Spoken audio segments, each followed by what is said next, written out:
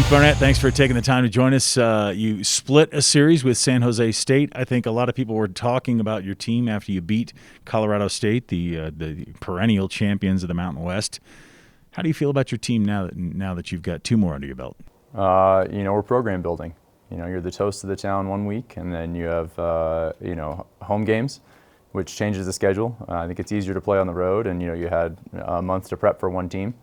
And then the quick turnaround and prepping for a second team. We did well the first night, and the second night, make some changes, different lineup, and then we're in a position to win. We have three points for it, and it didn't turn out correctly, But as you look out there, we have two freshmen, a sophomore, two juniors, and a senior at that point, and you're like, I can live with that. I don't love the result, but I like the learning experience. How much of it is a learning experience going to help your team in the fact that you're so young, and yet you're going to be playing some five-setters probably the rest of this year throughout their careers?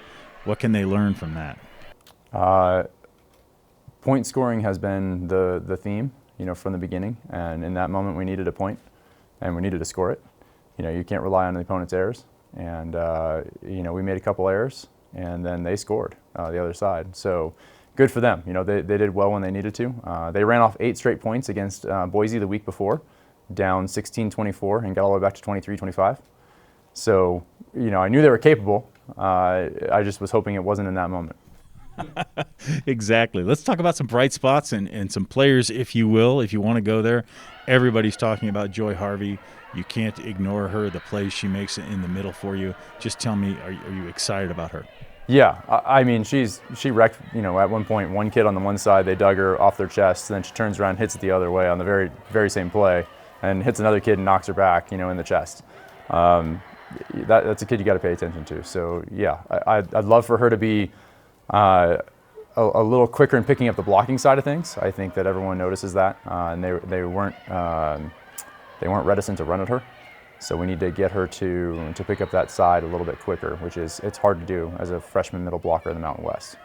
How much does this help you, but also, I don't know, give you a quandary because you have so many players? Like people who played against you last year, they know about Keith, they know about Juarez, they know, Ehlers is good. And now you bring in a Collins and you bring in a Neal and and Messenger's back. You have a lot of different parts. Must be hard for a coach to figure out which ones you're going to put in next. Yeah, and I think that's a good problem because in years past it's been, how do we rearrange the same salad pieces into and call it a different name, or whatever it is. We're content with, okay, well, next woman up. If we're not going great in one spot, then we got somebody else who's talented enough to play myriad positions. So if that's who we're going to go with, then we're going to go with them. You go to Nevada this week, take on the Wolfpack. Tell me a little bit. What do you know about their squad? Yeah, they're never going to die. They're going to be out there. They're a lot like San Jose. They've got a couple good point scorers. They've got a really good setter. They run a 5-1, so I think there might be an advantage there. But I mean, their middle's real good at scoring out of that. So it's going to be a battle. They went forward with CSU both nights. 2-2 in conference play at this point. Could easily have been 3-1. Your impression of your team, have you made a step? Can you even say that yet? I know last week you said it's not a cornerstone unless you make it one until you do something, right? Yep. Yeah. I think playing at home is always a different rhythm, in class and then down and figuring out what that is. And we had a bunch of freshmen figure out how that goes. And obviously a reminder for everyone else who's an upperclassman that it's not just, fun in a hotel and then, hey, let's go play some volleyball. So I'm looking forward to getting back on the road and seeing if we can put it back together again, with a game plan and if we can remain focused through all this. Some of our kids are going to be taking tests on the road. I think we're back into that rhythm that some of them have never done before. Not everybody's traveled before, let alone taking GRs on the road or everything else that comes with this and the expected greatness week to week. There are no breaks in the Mountain West, so it'll be great. Final question I have for you. You're actually playing volleyball, and it's not at a time of year when you normally play volleyball. Does that make a difference at all, or are you just happy to be playing?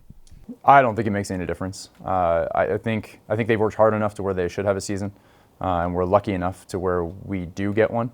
We could be like the Big West and not be playing right now, or the Ivies. which I think is a shame. And so I'm excited that our kids get this opportunity. All right, Keith Barnett, good luck this weekend. We'll see you next week. Thanks, Brian.